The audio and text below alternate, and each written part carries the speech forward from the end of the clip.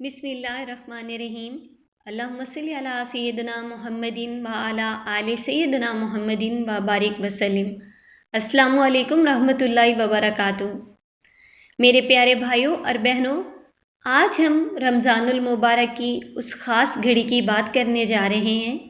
वो लम्हा जब आसमान के दरवाज़े खोल दिए जाते हैं, जब रहमत मूसलाधार बरसती है, जब दुआएं रुकती नहीं, सीधी अर्श तक पहुंचती हैं, और जब दुरूद शरीफ पढ़ने वाला बंदा अल्लाह पाक की ख़ास तवज्जो का मरकज़ बन जाता है। ये वो आम बातें नहीं जो हर वीडियो में सुन चुके हैं। आज हम उस राज की बात करेंगे जो बहुत कम बयान किया जाता है। वो कैफियत, वो रूहानी इनकलाब, वो बातनी तब्दीली जो दुरूद शरीफ के साथ उस मुबारक घड़ी में नसीब होती है। रमज़ान की वो खामोश घड़ी, रमज़ान की रातें आम रातें नहीं होती। जब दुनिया सो रही होती है, कुछ लोग करवटें बदल रहे होते हैं, मगर एक बंदा ऐसा भी होता है जो उठता है, वज़ू करता है, सजदे में जाता है और आसमान की तरफ हाथ उठाता है। ये वो वक्त होता है जब फरिश्ते ज़मीन पर कसरत से उतरते हैं, फ़िज़ा में नूर की लहरें फैलती हैं, दिल नरम हो जाते हैं और बंदे के अल्फाज वज़नी हो जाते हैं। लेकिन सवाल ये है कि अगर इस घड़ी में हम सिर्फ अपनी हाजात ही मांगते रहें और उस पाक ज़ात पर दरूद ना भेजें जिसके वसीले से हमें रमज़ान मिला, जिसके वसीले से हमें कुरान मिला, तो क्या हमारी दुआ मुकम्मल होगी? दुरूद शरीफ दुआ का परों वाला नूर है। अक्सर लोग समझते हैं कि दुरूद शरीफ सिर्फ एक ज़िक्र है, मगर हकीकत में दुरूद पाक दुआ को आसमान तक ले जाने वाले पर हैं।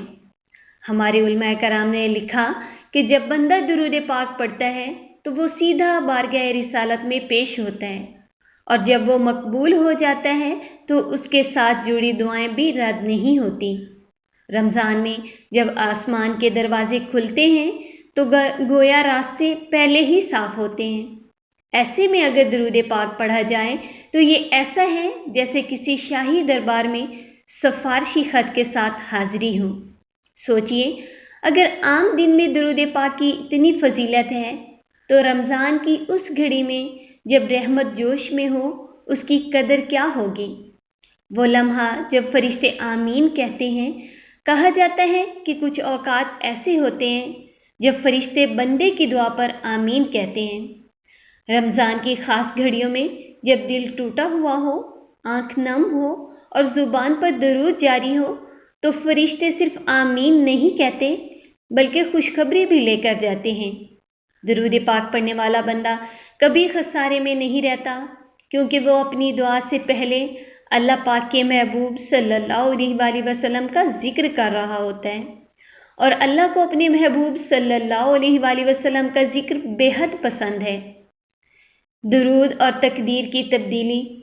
बहुत से लोग कहते हैं हमने बहुत दुआएं की मगर कबूल नहीं हुई, मगर क्या हमने दुरूद पाक को अपनी दुआ का मुस्तकिल हिस्सा बनाया? रमज़ान की उस घड़ी में जब तकदीरें लिखी जा रही होती हैं, जब आने वाले साल के फ़ैसले हो रहे होते हैं, अगर उस वक्त दुरूद पाक की कसरत हो तो ये सिर्फ दुआ नहीं रहती बल्कि तकदीर की सतरों में नरमी आ जाती है। दुरूद पाक वो अमल है जो सख्त फ़ैसलों को भी रहमत में बदल सकता है। दिल की सफाई और दुरूद पाक।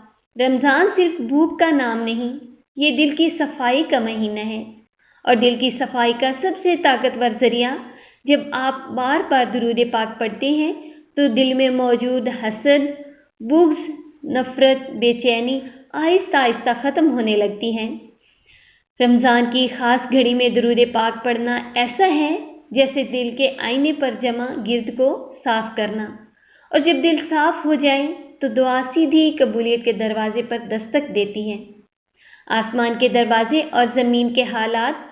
हम अक्सर दुनिया के हालात से परेशान रहते हैं, महंगाई, बीमारी, घरेलू मसाइल, औलाद की नाफरमानी और रिश्तों की टूट फूट।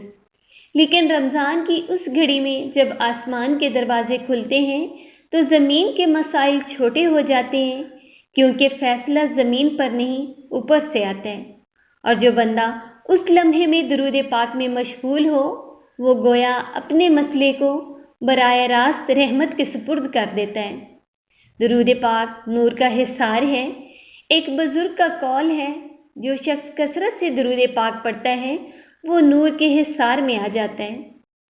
رمضان کی وہ گھڑی جب شیطان قید ہوتا ہے، رحمت عام ہوتی ہے اور قبولیت قریب ہوتی ہے، اس وقت درود پڑھنا ایسا ہے جیسے اپنے گرد حفاظتی دیوار کھڑی کرنا۔ نہ وسوسہ اثر کرتا ہے، نہ مایوسی حملہ کرتی ہے۔ درود پاک اور رزق میں وسعت۔ اکثر لوگ رزق کی تنگی کی شکایت کرتے ہیں، لیکن روحانی اصول یہ ہے کہ جس دل میں محبت رسول صلی اللہ علیہ وآلہ وسلم بڑھتی ہے، وہاں برکت خود راستہ بنا لیتی ہے۔ رمضان کی خاص گھڑی میں درود پاک پڑھنے والا بندہ رزق کے دروازے کھلتے دیکھتا ہے۔ کبھی راستہ وہاں سے بنتا ہے جہاں سے گمان بھی نہ ہو، کیونکہ درود پاک صرف الفاظ نہیں، تعلق ہے۔ وہ راز جو کم لوگ جانتے ہیں، بہت کم لوگ جانتے ہیں کہ درود پاک پڑھنے والا دراصل اپنے لیے دعا نہیں کر رہا ہوتا، وہ اس پاک ذات کا ذکر کر رہا ہوتا ہے جس پر اللہ پاک خود درود بھیجتا ہے۔ سوچئے، جب آپ درود پڑھتے ہیں تو آپ ایک ایسے عمل میں شامل ہو جاتے ہیں جس میں اللہ پاک اور اس کے فرشتے بھی شامل ہوں۔ آپ اللہ پاک کی جماعت میں شامل ہو جاتے ہیں۔